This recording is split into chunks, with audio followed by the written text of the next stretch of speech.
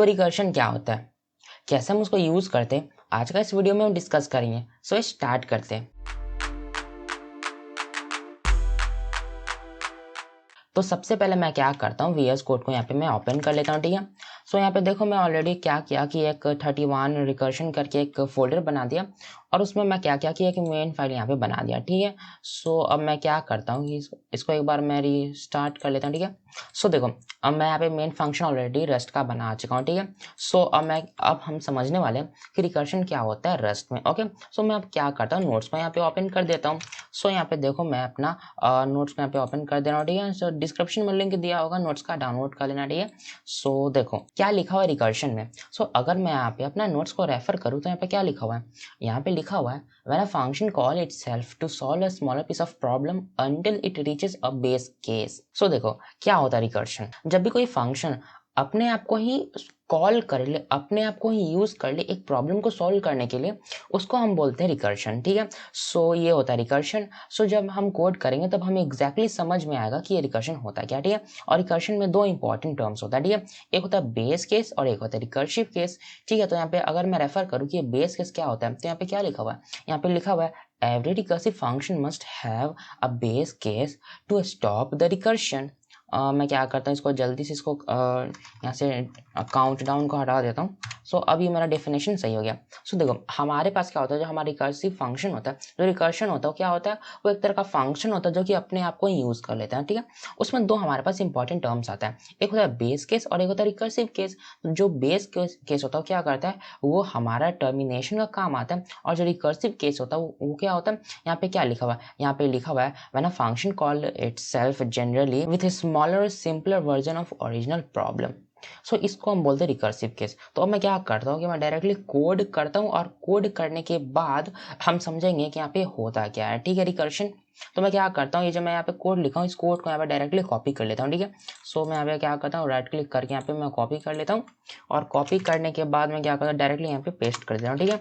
सो यहाँ पे देखो इसको मैं यहाँ पे पेस्ट कर दिया। मैं क्या करता हूँ, राइट क्लिक करके रन करूंगा। सो यहाँ पे देखना होगा ये कि 5 से लेकर के 0 तक यहाँ पे प्रिंट हो गया, ठीक है। तो यहाँ पे देखो यहाँ पे एग्जैक्टली हो क्या रहा है, हम यहाँ पे एक फंक्शन बना जिसका नाम हम यहाँ पे क्या रख दिए, हम इसका नाम यहाँ पे रख दिया काउंट डाउन, और वो एक पैरामीटर लेता हूँ n नाम का, और वो क्या हो U64 हो, ठीक है। सो यहाँ पे एक फंक्शन है काउंट डाउन जो कि एक पैरामीटर लेता हो, ठीक है। और उसमें हम क्या किए, हम यहाँ पे एक कंडीशनल यूज कर लिए, इफ एल्स यूज किए।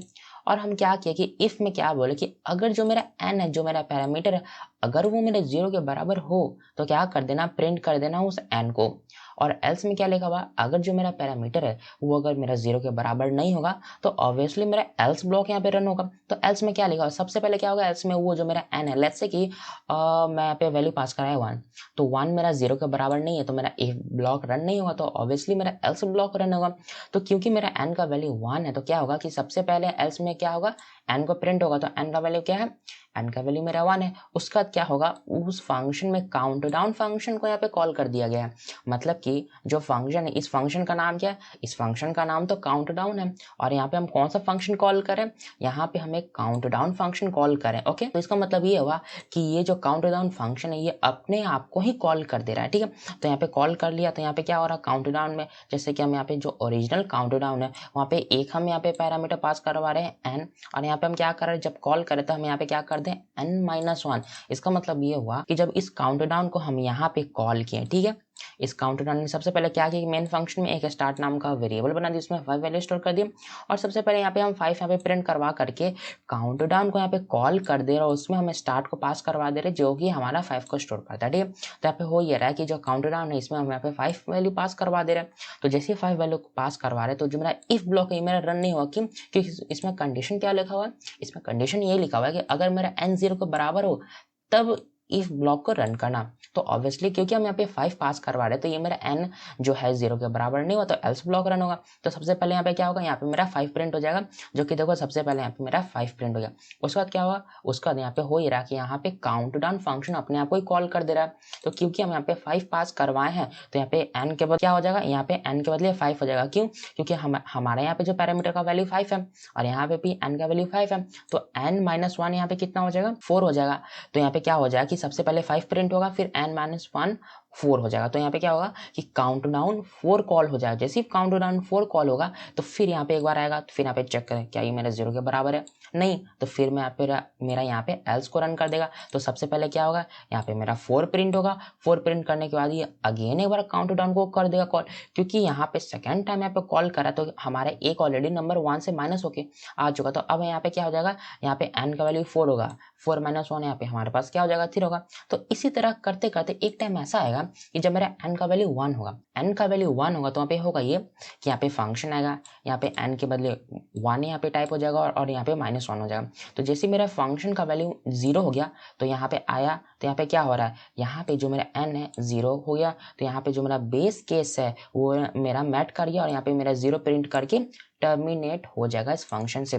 तो कुछ कुल मिला के यही होता है रिकर्सिव फंक्शन। मैं बताया था कि रिकर्सिव फंक्शन क्या होता है। रिकर्शन क्या होता है, वो फंक्शन होता है जो कि अपने आप को कॉल कर देता है, उसको हम रिकर्सिव फंक्शन बोलते हैं। और रिकर्शन में दो इंपॉर्टेंट टॉपिक होता है, एक क्या होता है, एक होता है हमारा बेस केस। बेस केस क्या होता है, जो कि हमारा टर्मिनेट करता हो रिकर्शन को।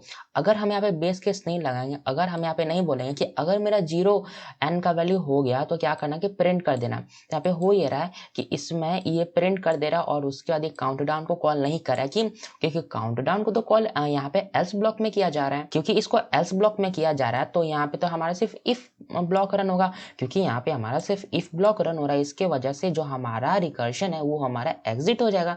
तो ये फंक्शन अपने आप में इनफाइनाइट लूप नहीं बन जाएगा। अगर समझ नहीं आया तो मैं क्या करता हूँ, एक इमेज आपको दिखाता हूँ।